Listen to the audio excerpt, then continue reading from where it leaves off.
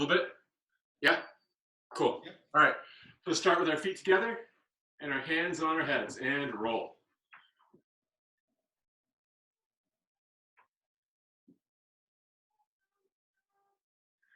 Good. Try to hit each part of the foot as the legs wake up.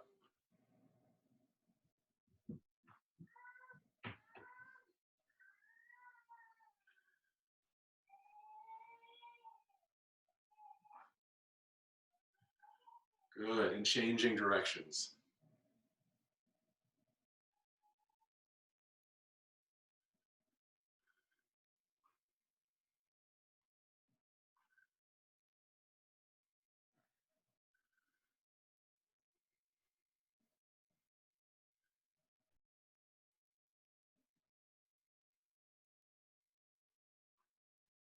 Okay, each region of the foot, imagine there's a belt pulling you around.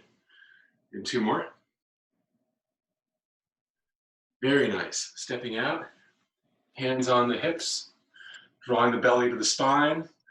As the hips roll back, the chest sinks, hips come forward, the chest raises. And E, R, San, Si, Wu, Liu, Qi, Ba, Jiu, hands to center, Shi, Shi E, Shi R, Shi San, Shi Si, Shi Wu, hands behind the ears if you like, Shi Liu, Shi Qi, Shi Ba, Shi Jiu, R Shi.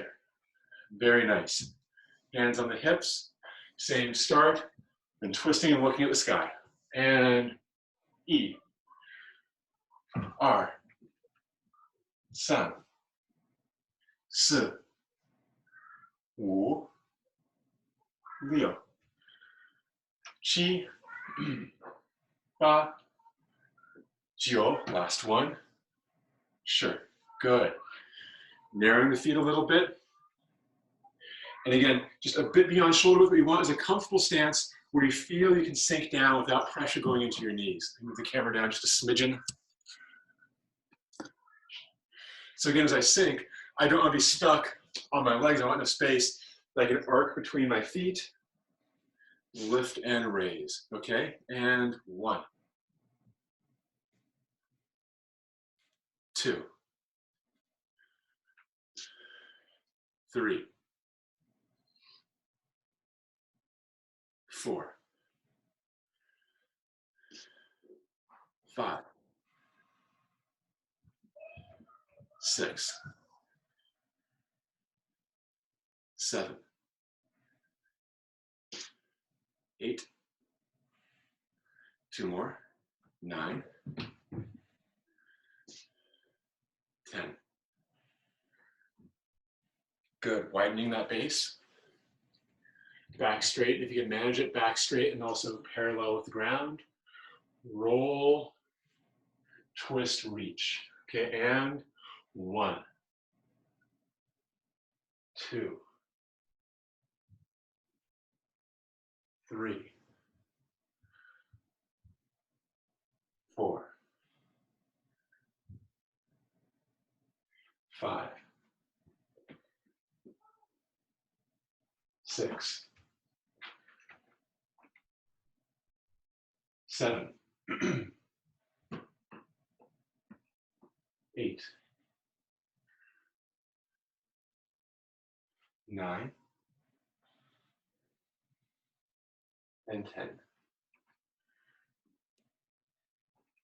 Good, narrowing the stance. Coming back to a nice, comfortable medium stance and rolling around your base. Just like our first exercise, hitting each part of the foot as you roll. And once the movement is comfortable, you're hitting the feet evenly, you can add in that torso drop.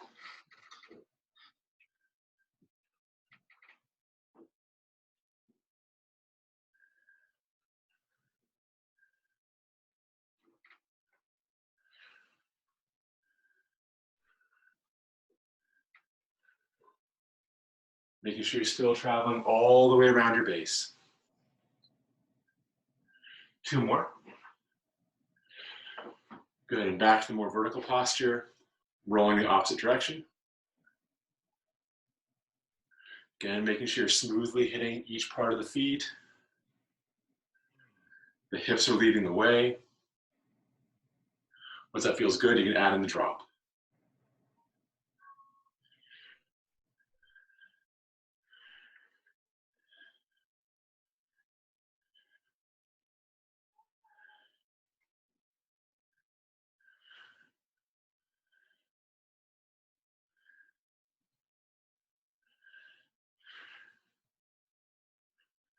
Good, and two more.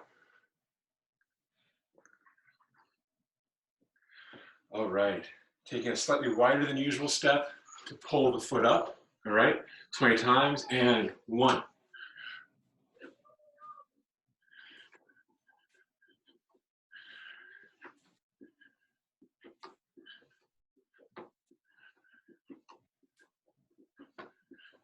2 more. Very nice.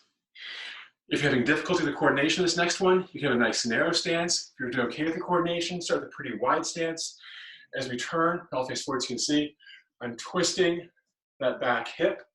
I'm drawing my belly to my spine so that as I twist, I can feel that draw come from my torso all the way through to my heel. So the hands to the side and the hips square. A couple times through, play with that slow twist. Belly drawn to back. Play with that draw coming through your body, through your hip into your foot. And once you get in your foot, use that last little bit of that range of motion to dislodge the foot and then set it back. And then back to neutral. Feel that twist traveling all the way through. Kick and back.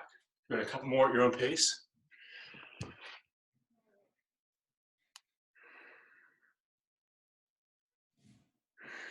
Good, make sure the belly's drawn to your back the whole way. So Karen, as I twist, you see how my torso is turning with that twist? So the belly's turning to the side, creating more of a stretch down to the foot, making it easier to maintain balance of the kick. Good. Hi, Genevieve. Very nice, Rachel. Good, Lake. And for Lake, try not to rise up as much as you twist. Keep the head level and right back. There you go. That's the idea. Good. Let's do 5 more of these together. Very nice, everyone. And E. R. San. S. Last one. Woo. Good. Changing sides. Again, a couple times through, play with that twist, that belly pull. Find that draw. Twist, chest, belly, hip, leg, foot. Twisting through. My arms twist in, my hips twist out. That opposing movement creates a coil, and as that coil continues, it releases the foot and continues to throw. I still can hear you skidding the floor. Good. Pulling the ground. Very nice. Let's do 5 together. And E. R. San. S. Last one. Woo. Very nice. Back to the middle. Squat to leg raises. Again, as I kick out, pushing out with the heel, pulling back with the toe, pushing into the ground with the braced leg. And 1, 2, 3, 4, 5. Pushing as you sink. 6, 7, 8, 9. Last one. 10. Good. Ball rolling. Rolling back. If you're brand new, palm, palm to belly, palm to palm, 2 palms facing belly, and continue.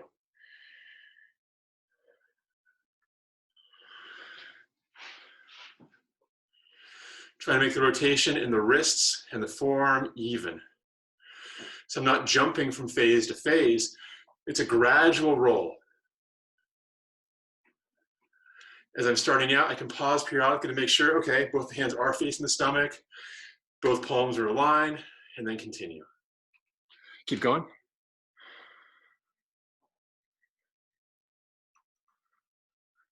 Good. Rolling back. As you play with this roll, the feet grab the ground slightly. The belly draws towards the spine. The clavicles knit. And the head neck raises up. If the coordination of keeping this hand roll is enough, then that's where you stop for today. If this is feeling pretty easy, we'll start to add in some other elements. The first being integration of other structures beyond the shoulders.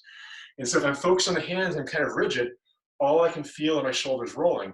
If I let the shoulders drop out, let those clavicles knit, let those flat scapular bones splay, and keep my focus on that space in the scapula and that knitting of the clavicles, I can feel the scapulas kind of gliding and sliding over my shoulders. And I can use that sensation to feel other muscle groups that they're encountering. Once I can feel those groups, I can integrate them into this roll and make them part of the kind of grander picture of creating the shape. From there, let's say I hit like my trapezius. I can feel not only how it relates to scapula, but where it begins to draw down my spine, how it relates to my head neck. And I can begin to study all of these structures and where they attach and pull, given kind of the baseline of this movement, which is kind of a fun game to play. From there, I can add in the added challenge of an external hip rotation. And I'm starting off very slow because I don't want the hips to overshadow all that good work I'm doing my belly and torso. Instead, I want them to augment it. And so now instead of initiating the movement in my arms, I let the hip roll, and as the hip begins its arc, it pushes the arm out. And so all the hips are doing are becoming that base engine, that motor behind the movement up top. In terms of what I'm thinking about, it's an entirely forgettable movement. It's there in the background, but it's not what I'm focusing on. I'm focusing on all the sensation of movement in my back muscles, my side body, and my belly that I can better feel by feeling the scapular glide and letting the belly roll off that base of the figure eight. Keep going with this for a few more moments. Stretching out to the fingertips, making sure that hand coordination is still there, palm, when they're vertical, both palms facing the belly when horizontal. That concavity in the chest gives space for that ball to roll. If my back is straight, I have to really limit the size of the sphere I'm playing with, especially my shoulders are so straight, because this is about as much room as I can get. The concavity up top, the drawing down below, makes a nice large area to play with the sphere.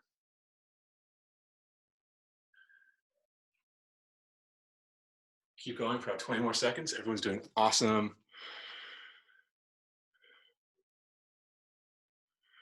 And Caro, I am super impressed by the judicious usage of weights.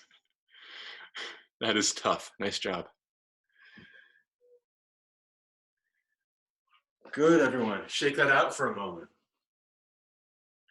Next up, we're going to play with our outside crescent, our externally rotating kick. We're going to do this one from the sinking down to the ground model. So if you're having any kind of knee pain, what I recommend you play with instead is just the kick to squat. That's easier to control. There's less twisting. It'll be safer for your joints as they get more and more robust. If that's feeling pretty good, what we're going to change today is from the external kick, we're going to step behind. Now watch the angle of my hips as I move down. My back knee is pushing into the back of my front knee. My legs are touching all the way down. My back is straight. As I raise up from the head neck, I kick, step behind, knees are touching. The legs stay touching all the way as I twist down, raising up from the head neck, and behind we go. So we're gonna do 10. You can do either the squat kick or the step behind kick at your discretion. Sound good? Let's give that a go. And E. R. San. Si. Wu. Liu. Qi. Ba. Jiu. Last one. Sure. And shake it out. Nicely done. Nicely done. We did back ball roll last time, forward ball roll this time.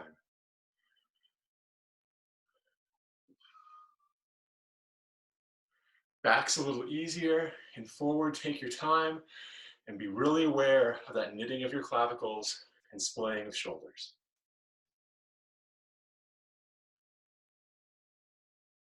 Even roll.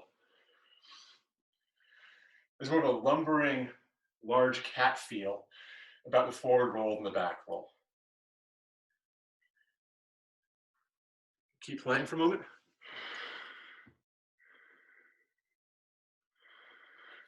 Very nice, Margot. Constant rotation of the hands just like that. That's great. Your timing is looking really good. And Joanna, slow it down just a little, just so you can make sure there's no acceleration or deceleration to the arc. You know, one consistent roll. There you go. So we're playing with that timing of wrist to forearm, which is a delicate movement, but makes a whole lot more sophisticated things easier later on. Good, Craig. Very nice, Han and Karen and Rachel. Very good, April and Lake and Carol. And Galen has frozen.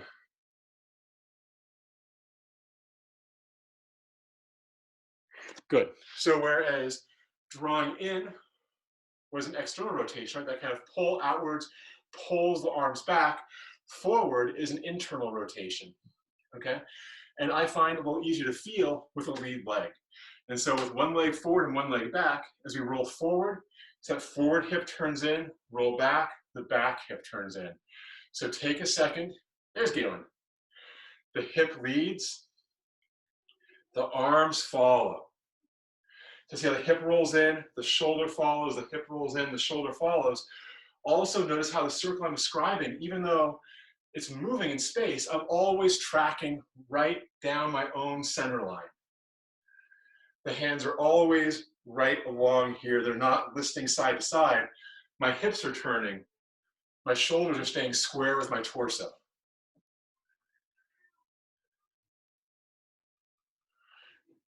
As you get more comfortable, you can sink your weight a little, making it more of a challenge so you can really feel that opening and closing of the quad and how it pulls open and closes the chin, open and closes the shoulder.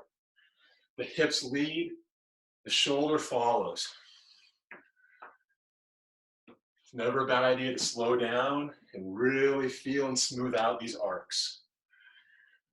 Good. Now playing with muscle groups is easier in back rotation because there's less going on. The same rules we use in back rotation can work in forward rotation, right? Once the scapulas can rest, you can feel them gliding and sliding. You can use that information to feel where else in your body you can link in and build the picture from there. But at least in my experience, that was always easier to do, at least in the early phases. Going back forward is just a greater coordination mess.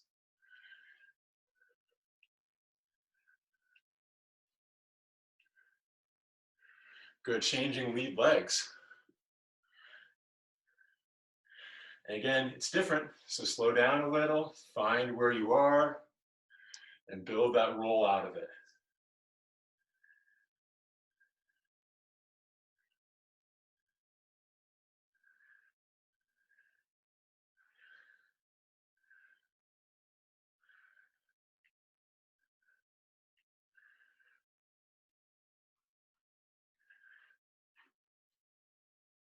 A few more moments, keep going.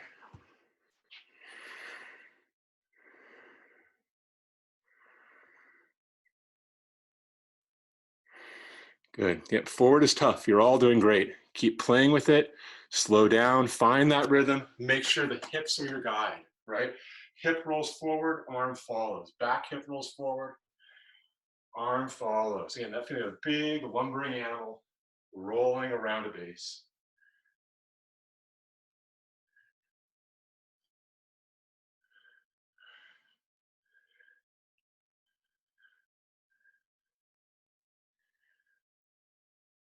Good. A couple more seconds.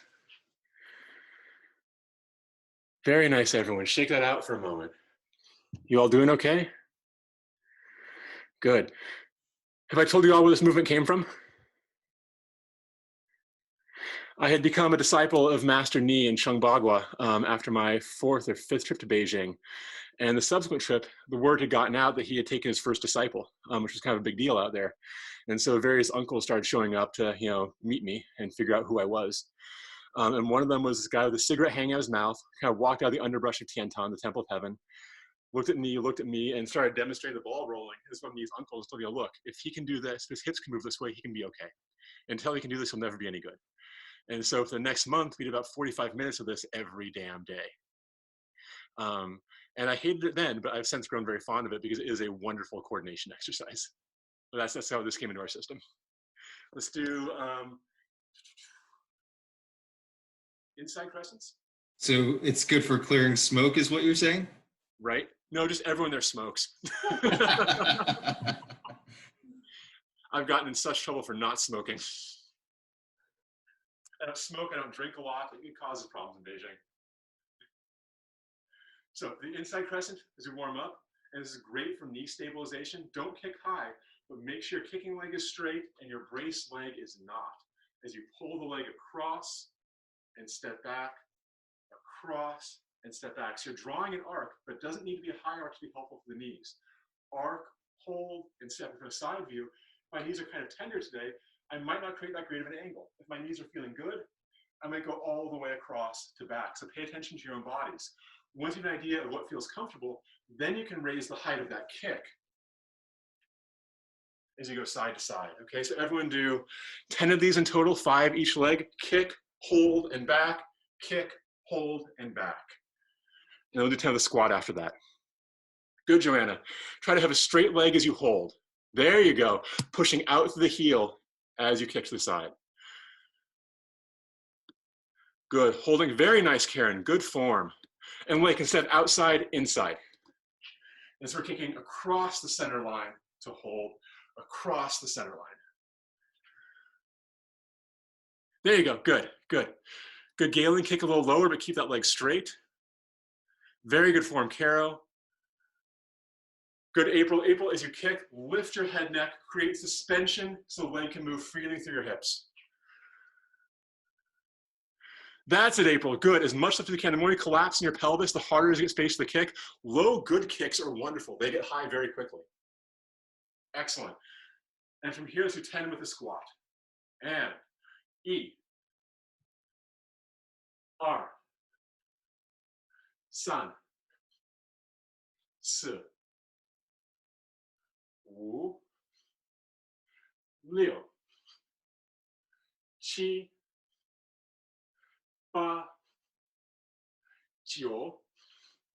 8, 9. Last one. Sure. Good. Shaking that out. All right. This idea of initiating from a point of the body and having that force pull from region to region is one of the most challenging aspects of body coordination. And in a lot of ways is kind of the great challenge of internal Kung Fu body coordination. So like in our ball rolling, we get everything feeling smooth at the top, but it's not a full body movement. It isn't a full body movement until the feet, quad, and belly come into play, right? We can have this motion independent of Zhang Ti Li, a full body motion. But again, to kind of cross it over into fully internal movement, we can't initiate from the big muscle groups. We want to initiate from that cascade of motion. So we kind of clip and splice in our external figure 8 model with our belly draw, and we let that belly draw dictate the movement above it, right? Everyone following along so far on the difference between those two things? Yeah, cool. So same thing for something like Chuan. I know we've done this before in the past. I want to hit it again from the same angle. As we Chuan through, we can play with Chuan as merely a coordination thing, right? Can I maintain the coordination to slip arm past arm faster and faster, make it the same every single time? The key to that's really easy. You do it 100 times a day, you'll be able to do that no problem, right? But how do you then make that into a full body motion? Well, same sort of thing.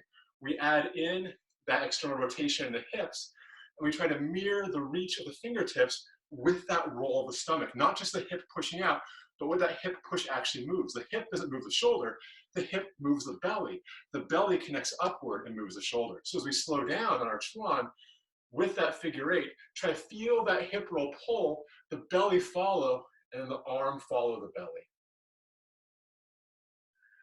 Again, this is not the only way to practice Chuan, but it's a nice way of bridging the more external movement into a hip-based movement. It also shows us that Chuan can extend off the belly, which means that it can also pull the belly, right? If it can be pushed off of it, it can also draw it. Everything can go both directions with this kind of thing. Slow down, take your time. If your hips and knees are feeling up to it, sink your stance a little. In that sunken stance, you got a little bit of a shelf on the quad, and that can be so useful for isolating and feeling belly motion. Good, everyone do about 30 more seconds of these, so I come around and check out. My timer going, all right.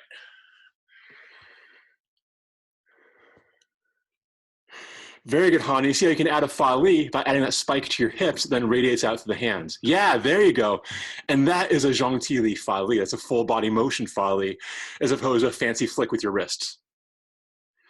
There. And that has the power to offset and move somebody. Very nice, Han. That's looking gorgeous.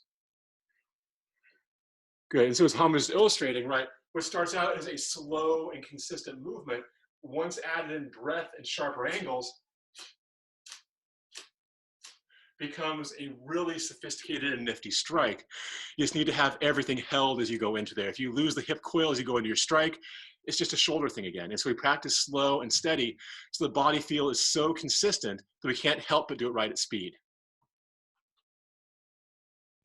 What's cool is that it allows your strike to stay on center, but takes your head off of the center line so that whoever's attacking you, has that moving target of your head. Right, and one of the best things about Bagua as a combat art is we're constantly moving our primary defense, and that's, our head. Our head's constantly moving offline while maintaining balance and power.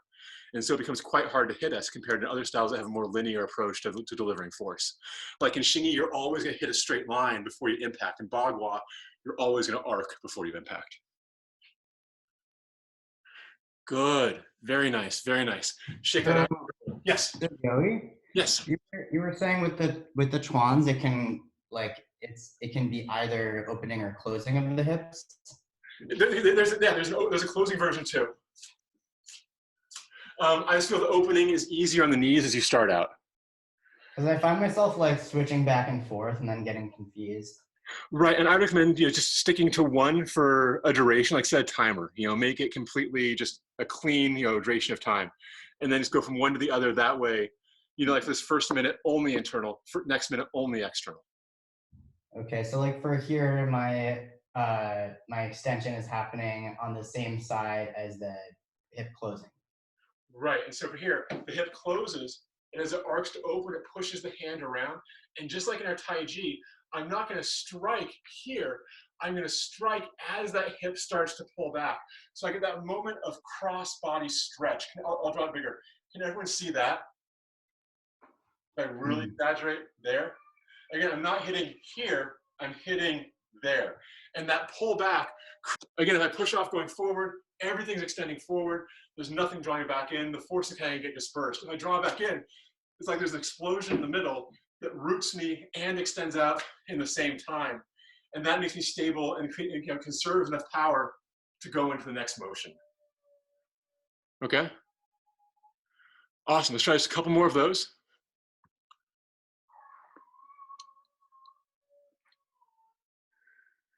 Good, Elizabeth. Stretch through your fingertips, Elizabeth. There you go, good. Very nice, Han. That's coming along really well, Karen. And again, the next little step, Karen, once your legs feel able, sink down just a little bit more and play with that greater degree of articulation right as the quad shelves out over the thigh. There you go. That's looking really solid. Good, Blake. Good, April. Very good, Galen and Kira. Wonderful, everyone. Okay, so next up, we're gonna play with the pull. So we've done the push, right? We've had the hip push the arm off.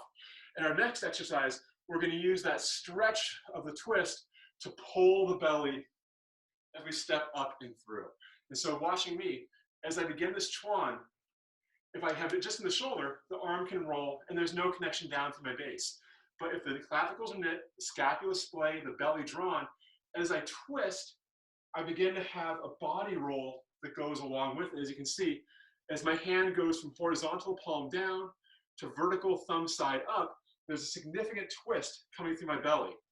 I use that twist to pull my belly as I step through. From a side view, that first little bit of twist engages the hip, pulls the hip in. As the twist goes to 45, it draws that back foot up.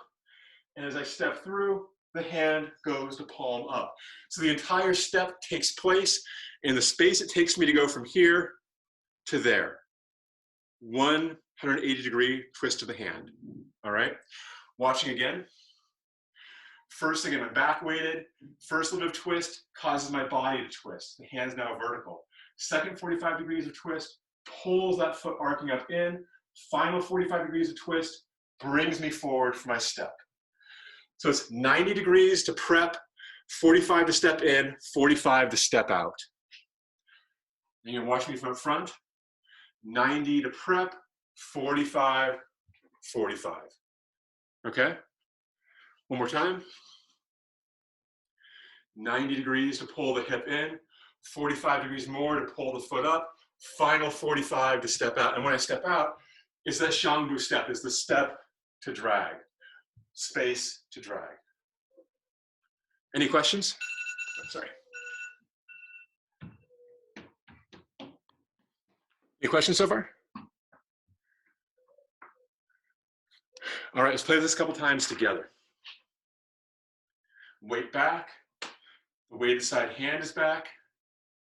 The hand rolls, the hip pulls with. It's like there's a line from the umbilicus to the palm, and as that hand pivots, it's going to pull the hip in. Everyone play with that.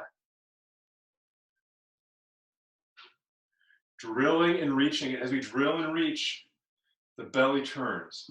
As we continue to drill, it pulls the hip up. Continue, pulls the leg forward. Good. Give it a try again. Good, Han. Very nice. That's the idea, Joanna. And so that piece that's missing is that power, that pull through, right? It's like in the Chuan, in the movement, there's the rotation and there's the extension, and the rotation and extension happen at an even rate. The same thing is true for this step. The rotation is mirrored by an extension. That extension is what pulls the hip in with. The rotation turns, the extension pulls. And now from here, as the arm continues to reach, that reach, because my body is drawn into the belly, pulls my middle through. If I weren't drawn into my umbilicus, I would end up kind of here without much full body connection to the ground. Because the umbilicus is drawn in, as I carry through, the hand twist is pulling my hips forward. There you go. Much better. Much better. Good, Han. That's a nice double. Good, Karen. Very smooth. That's looking great, Caro. Let's see Rachel.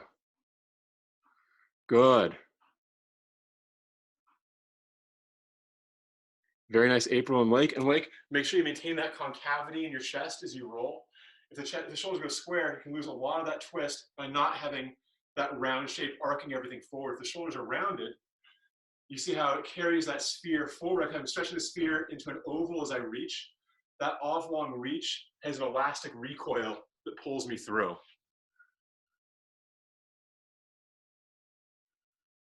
There you go. Yeah, that's great, Lake. You feel a difference?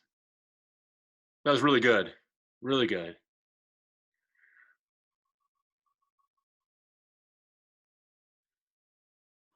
Good, Joanna. So again, picking a line. See, I'm drilling towards the screen, right through my own sternum level at the screen, reaching for your own center as you reach through. There you go. Very good. Very good. Solid, Rachel. Excellent. And so watching me for a second, this is a wonderful little thing to play with at home, because then you can add fun stuff to it. You can have that drill turn into a tuo shin. You can drill into a roll for a lion rolls ball. There's all kinds of fun stuff that you can power with this. But practicing independently gives you a nice feel of how this power starts. Like we're showing with the ball rolling. I can have a really fancy shape here that, you know, a person might look and think, oh, that's Kung Fu. But if you know how full body motion is supposed to look, this is pretty much empty, right? This is just, you know, fancy hand rolling. Without any aspect of the middle behind it, there's nothing supporting it. Same thing with like a tuo shin. That looks like a Kung Fu movement, right? It looks like it's got something behind it, but it's just my shoulders moving wildly in two directions. If it comes from the belly, it has a very different aesthetic and a very different sharpness to the motion. Can you all see that? And so playing with things like this, what's that? Oh, no. Can you show again how you just did right before, going from that into a rolling ball directly? Yeah. Like, Yeah. play with? And so as I come through, the roll carries me through, and then from there, I can grasp that force, roll it, and deliver it. And so once you have a coil, what you learn how to do is how to catch the coil on a tangent, redirect it in your middle, and shoot it back out at a different angle. And that's best done very slow in the beginning, right? And so as I go through, there's the twist. The twist is arcing this way, right? You can see from the arc of my hand, the twist is arcing that way. So I allow it to, I follow it, and then I catch it. As my hand goes out, my whole body is rounding that coil that I produced out there. I draw that back into my center, rolling the other way, and then I can throw that out in the other direction. And so I'm playing with like the very ends of those elastic stretches as I roll out one way, catch that, draw it back in, and then deliver it through. Okay, I feel like I'm really gonna have to start visualizing airbending to get it right. Oh yeah, I know. Visualizing spheres on sphere, like I have an illustration in my notebook once of me asking my teacher about the circles of Bagua and how the one training circle that you work on is just the first circle. And there are 8 circles around that. And then each of those circles have 8 circles around them. And I asked them when to end, they said when your imagination ends. Nice. The rules of Bagua circle, if you can imagine it and carry that through in your thought, you know, and you have a coordinated body, you can produce that in your body. And the limitations are just what you can imagine in terms of tangents on tangents on tangents. And that's the joy of this, right? That there is no end. There's no end to how many of those circles you can create and carry with practice. It can always get more fun. Like to him, I just showed a really basic thing, right? I'm coiling one way, there's one circle, and I find the tangent of it and create another from there. There are all kinds of ways that I could round that circle and throw it back into the game, right?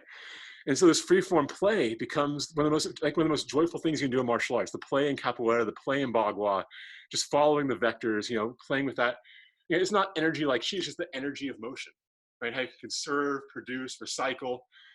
It's a blast. It's an absolute But blast. you are visualizing it, right? Like you. Oh, every are time. Yeah. That's so cool. Yeah. Yeah. And my imagination isn't as good as my teacher's yet for this. And so I'm at, you know, a couple circles, whereas they're, you know, probably a few standard deviations above where I am, but that's just time. Yeah. Yeah. Does that answer the question? Yeah, that's Great. Thanks. Of course. And so again, when you're wondering for a thing to do and want something really meaningful to your practice, the figure eights are the beating heart of so much. And then find the thing you can stack on top of it that creates, you know, kind of interest, intellectual interest in the movement. You're using the figure eight to produce something. And then from there, play with how that can roll. And with the same basic rules, without violating the principles of that movement, all of a sudden, there's our guard, right? All of a sudden, we're bringing Chuan into it, and then Chuan has all those fun applications you can draw out of it. Treat it like Legos and free build. That's the key to getting really good at this stuff. So, any questions before we do our final set to close out? You're all doing awesome today. Let's do our stance and single leg to finish. Because we have questions on knee pain, and this is my favorite stance set for working on knee pain. And now we're all a little tired, which will make it even better. So beginning, you turn my camera to the side a little. See, so you can have a big rafter right here. Okay, so as we begin, I'm gonna be reaching up and drilling on one side and drilling down on the other. So the hands aren't just flopping up, they're coiling and reaching. And this coil and reach is creating a draw and stretch through my paraspinal muscles. And so I'm taking it slow as I reach up. On the side with the straight leg, I'm reaching high. The side of the bent leg, I'm reaching low. Both palms are away from my body. The toe of the raised leg is touching the ground, the tip of the toe right in the middle of my flat foot. All right, everyone give this a try. Good, reaching and hold.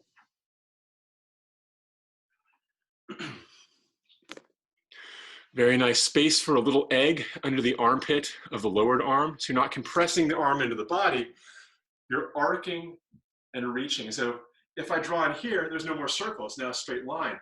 This is just a big stretched oval. And I'll maintain that oval and feel an elastic recoil best I can.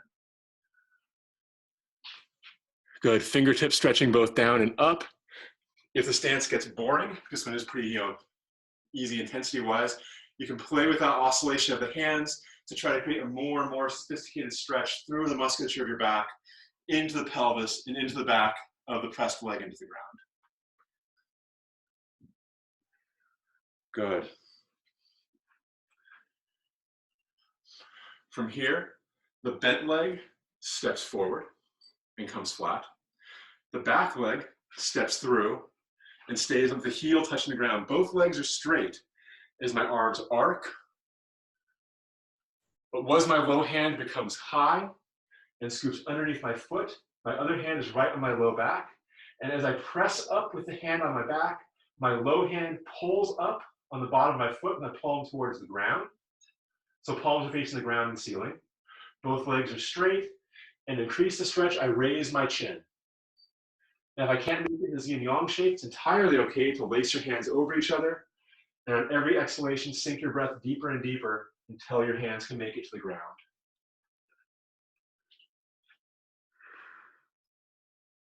Good. If you can get the hand under your foot, make sure the hand is over your back, is pressing away. Very nice. The fingertips turned in towards your midline. Both legs straight.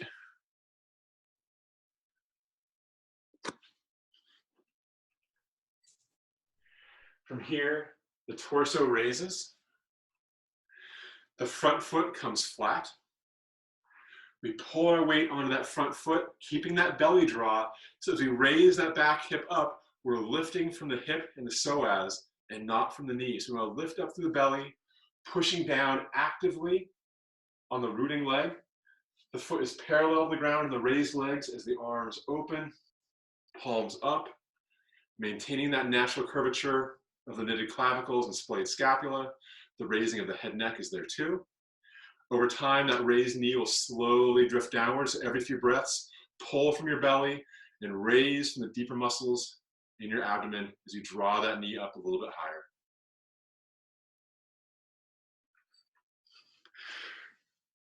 Good, Margot. Make sure that there's a roundness to your raised arms. They're not off the side. They're following that knitted clavicle. Very nice. Good. Life to the fingertips. Stretch the fingertips. Good. From here, the raised leg angles toe down with the feet covering the knee. And the arms round and arc. I'm going to bend down so you can see what's happening here. It's like we're wrapping around a post. So I'm not collapsing the arms here like this. I'm drawing around, but the palms are lined up such that I can hold a pane of glass between the palms, even though the structures leading towards the palms are arcing for their press. And that's because I want this press to come from the back arcing and not from the shoulders squeezing. Good. And that low hand is pointing towards the raised foot.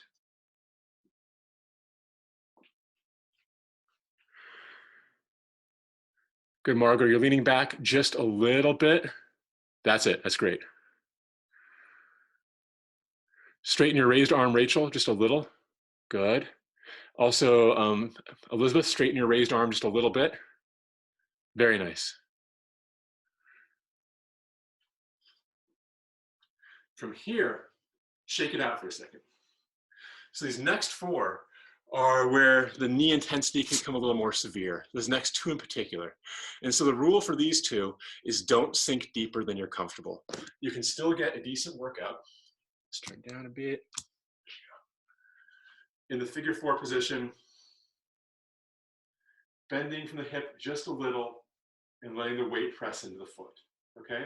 Over time, make sure you maintain that exact posture. The belly's drawn in, the hips are flush, the back is straight. If I lean back here, it's pressure on the knee.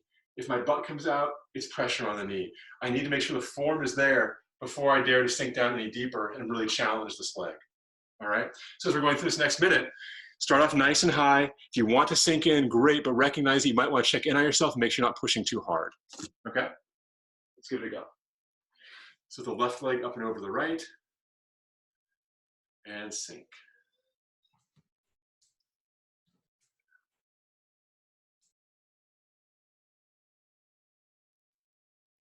And every few breaths, check your posture, because as you get tired, things will shift into the laziest possible position like I just did.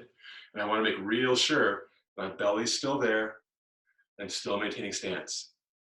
If I find I'm losing it too much, I can straighten the leg for a second and take a breath. If that's not enough, I can shake it out for a second. That's fine too, but the most important thing is to push within reason and not risk injury.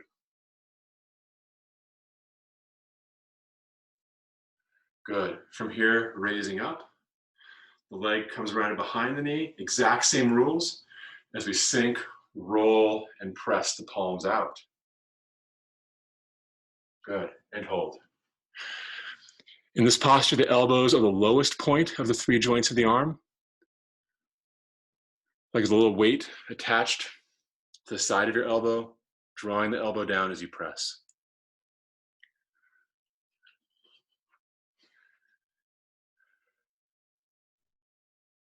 There's my balance.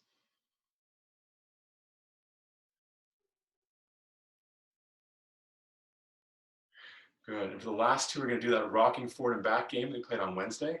Okay, we're going to do twice in each position. So drawing up. Good. Pulling the belly in. On the next exhalation, use the exhale, keeping the hip square, going nice and slow. Rocking the body forward, not skipping over any of the uncomfortable parts. Just take it slow. Keep the balance. Roll through to press. Fingertips up. Raised leg toes pointing down. Back flat like a table. On the next inhale, pulling from the middle. Drawing yourself back up to vertical. Find that balance. On the next exhale, opening from the belly, pushing into the ground. For this one, that base leg can be slightly bent to accommodate the rock back. Opening the shoulders and the hips evenly, unfolding the elbows and knee evenly, letting the weight of the palms draw back, lifting the foot a little higher.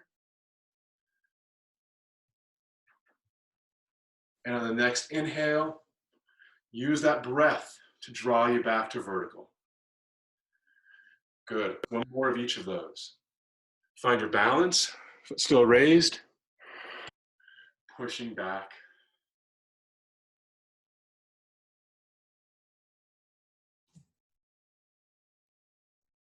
Good. And the inhale, drawing back up, and shake it out. If anyone needs to leave now, that's okay. If you'd like to do the other side, I'm happy to stick around for 7 more minutes. Yeah? Okay, cool. Again, if you need to step out, totally okay. So for the other side, with the other foot flat in the ground, drilling.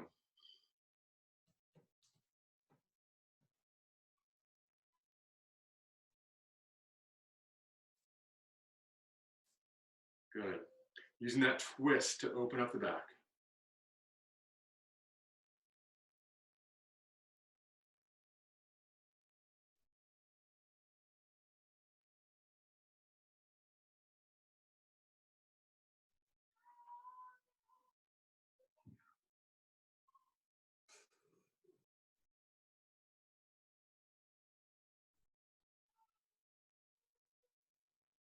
Stepping through with the right foot, or through with the back foot, and through with another foot. Both legs straight as we switch arms. Pushing away from your low back, the hand above your spine, pulling up to your foot with the low hand. Raising the chin to increase the stretch, and hold.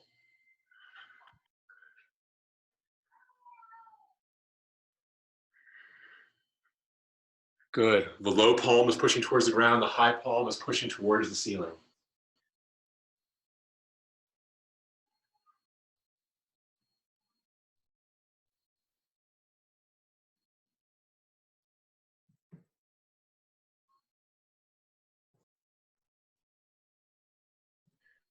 The front foot rolls down as the body steps up. Drawing the belly into the spine as you pull your weight up. Opening your arms as the leg raises, pulling from the belly as you do.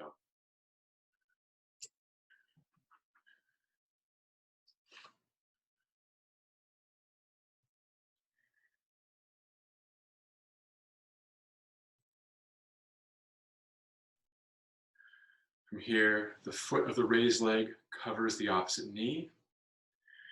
Still actively raising the leg as the arms curl, wrapping around that post. Fingertips reaching high and low, holding that pane of glass.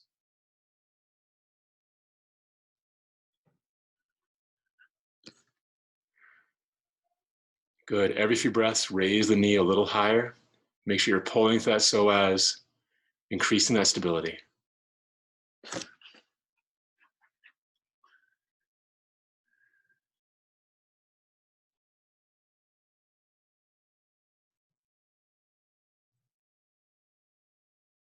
Rounding, holding, raising the leg.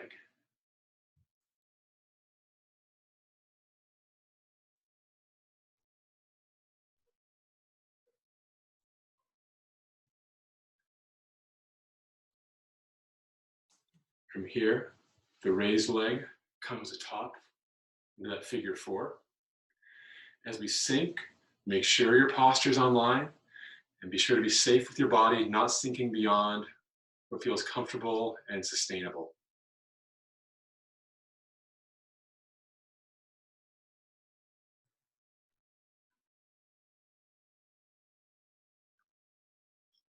It's always okay to shake it out.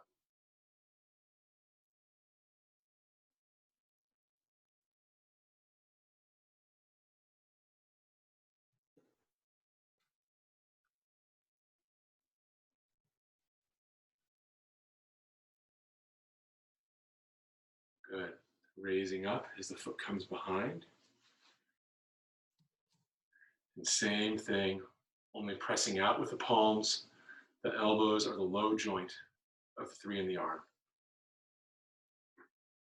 Good, and hold.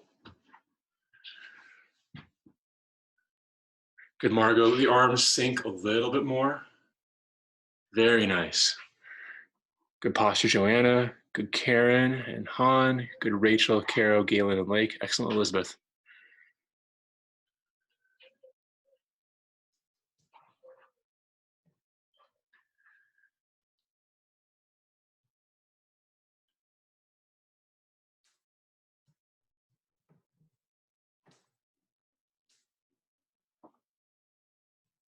Drawing up, and for our last little bit, same as the last set, we're gonna go forward and back, cold duck on icy pond to floating iron plank.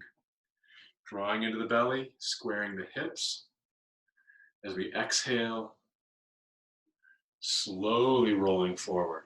Take your time, unfolding the knee and elbows evenly as we reach and press, fingertips pointed up, toes pointed down, back flat.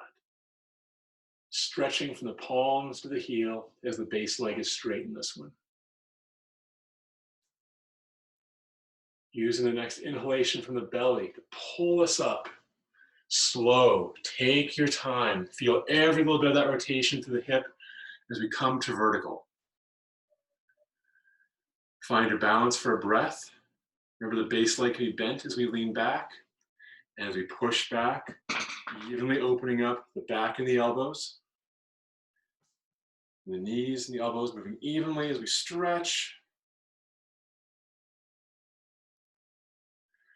The weight of the palms pulling the foot up.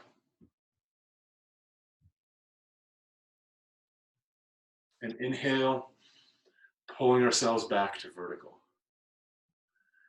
Good. One more each direction and we're done. From that suspension. Good. Inhale, drawing back up. Last one. Exhale and press.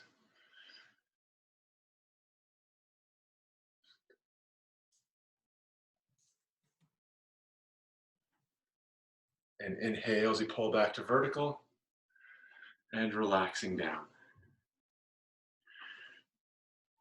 Nice job, everyone. Sorry for going a little bit over.